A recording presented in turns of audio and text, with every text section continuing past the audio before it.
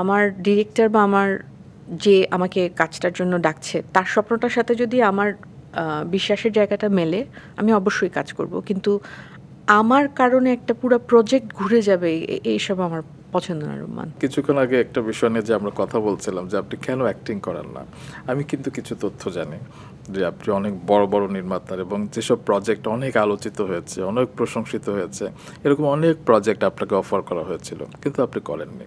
সেটি হয়তো আপনার গল্পটা ভালো লেগেছে, সব কিছু ভালো লেগেছে, তারপরেও কোনো না কোনো কারণে আপনি করেননি। এটা কেন? আম, করোনার সময় বেশ কিছু ভালো প্রজেক্টের অফার আমার কাছে এসেছিল। তখন যেহেতু আমার মার শরীর খুব খারাপ ছিল, সো আমি তখন চান্স নিতে চাইনি যে আমি শুটিংয়ে গেলে আমার 10 রকমের লোকের সাথে দেখা হবে, তারপরে আমি আমার মায়ের প্রাইমারি কেয়ার গিভার, মানে আমার কারণে আম্মার করোনা হোক, এটার থেকে আমি যতটা সম্ভব দূরে থাকার চেষ্টা করেছি। পরবর্তী সময়ে তোমাকে আমি বলতে পারি যে আমরা যখন অন্য জায়গায় কথা বলছিলাম তখন তুমি বলছিলে যে মাঝে মাঝে আপনি আপু একটা ডায়লগের জন্য নাটক করেন না, এটা আবার কি ধরনের কথা।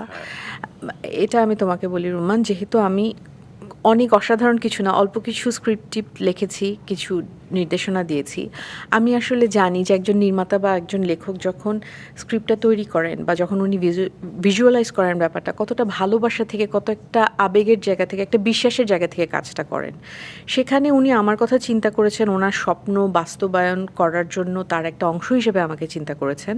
আমার কাজ হচ্ছে গিয়ে ওনার এই জার্নিটাকে সহায়তা করা। এখানে তো আমি আসলে পছন্দ করি না আরেকজনের স্বপ্নর মাঝখানে ঢুকে নিজের বক্তব্য দিয়ে বা এটা চেঞ্জ করো, ওটা করো, ওটা এভাবে এভাবে করো, এগুলো আমার আসলে বেশি ভালো লাগে না। আমার মনে হয় যে আমার ডিরেক্টর বা আমার যে আমাকে কাজটার জন্য ডাকছে তার স্বপ্নটার সাথে যদি আমার বিশ্বাসের জায়গাটা মেলে, আমি অবশ্যই কাজ করব। কিন্তু আমার কারণে একটা পুরো প্রজেক্ট ঘুরে যাবে এইসব আমার পছন্দ না রুম্মান।